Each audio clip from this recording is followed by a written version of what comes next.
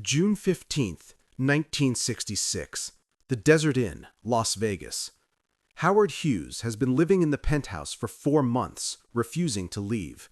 The owner, a soft-spoken Cleveland businessman named Moe Dalitz, finally loses patience and tells his casino manager to throw the billionaire out. The manager laughs. "Moe, you can't evict Howard Hughes."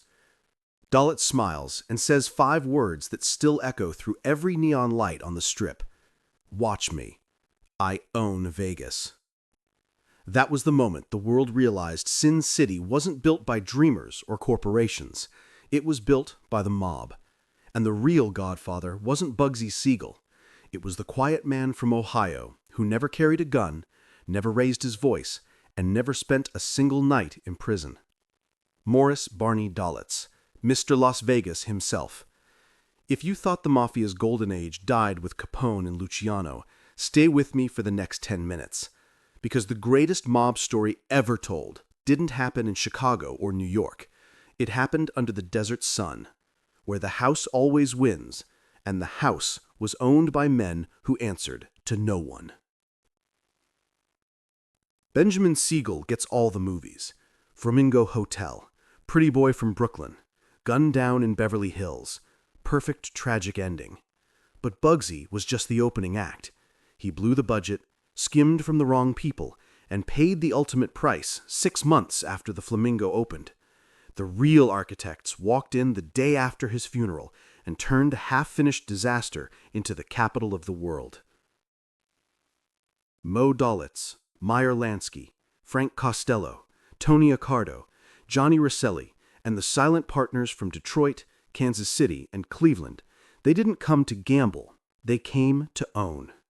Between 1947 and 1966, they built the Sands, the Riviera, the Dunes, the Stardust, the Desert Inn, Caesar's Palace, and half a dozen other temples of greed. Every brick laid with skim money, every cocktail waitress paid in cash from the count room, and every high roller's marker guaranteed by men who could break legs in 12 states. The system was beautiful in its simplicity. The casinos were licensed to clean frontmen. Ex-bootleggers turned respectable businessmen. The real owners held points through junket reps, union pension funds, and Teamsters loans. Jimmy Hoffa's Central States Pension Fund alone poured over $300 million into Vegas between 1959 and 1966. Every dollar came back tenfold in untraceable cash skim before it ever hit the tables. Moe Dalitz ran the Desert Inn like a Swiss watch.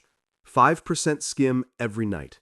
Cash flown out in private planes to Newport, Kentucky, then laundered through synagogues, churches, and Little League teams back in Cleveland. The IRS never saw a dime. Meyer Lansky, the mob's banker, lived quietly in a modest house off the Strip and kept the books for the entire operation. He once told a Senate committee, "We're bigger than U.S. Steel." They laughed. He wasn't joking. Frank Sinatra was the perfect front. Old Blue Eyes brought the Rat Pack, the cameras, the glamour.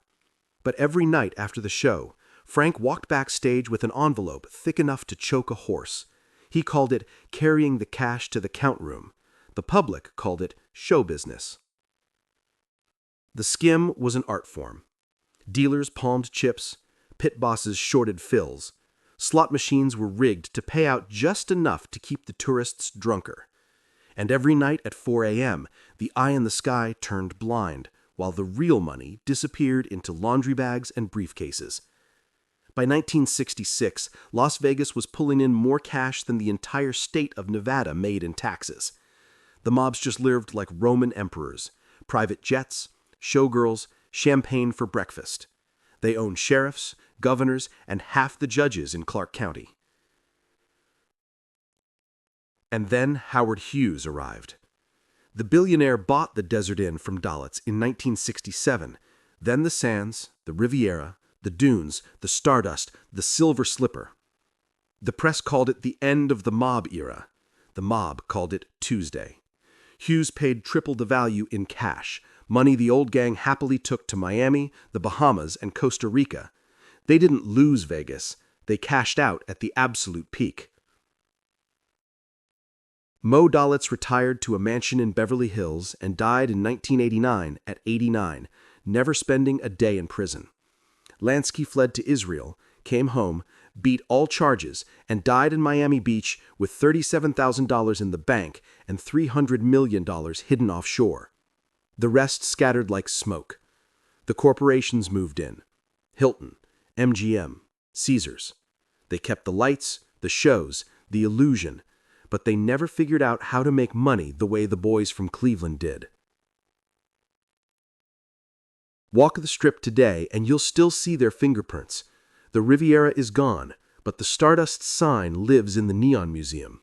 Sinatra's suite at Caesars still bears his name. And somewhere under the foundations of half these billion-dollar resorts are the original skim pipes that once drained millions into the desert night. Vegas wasn't built by dreamers chasing lights.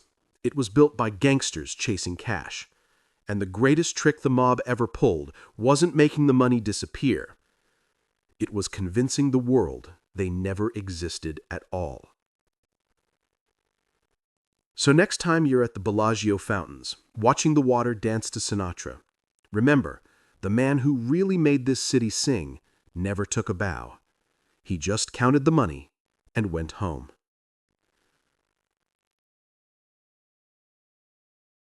Tell me in the comments, did Howard Hughes clean up Las Vegas, or did the mob simply cash out and let the corporations keep their legend alive? Like this video if Sin City just got a lot darker, subscribe for more stories the Strip doesn't want you to hear, and turn on notifications, because tomorrow we go back to the desert, where some ghosts still wear tuxedos and never lose. Welcome to the real Las Vegas. The house always wins. And the house was never yours.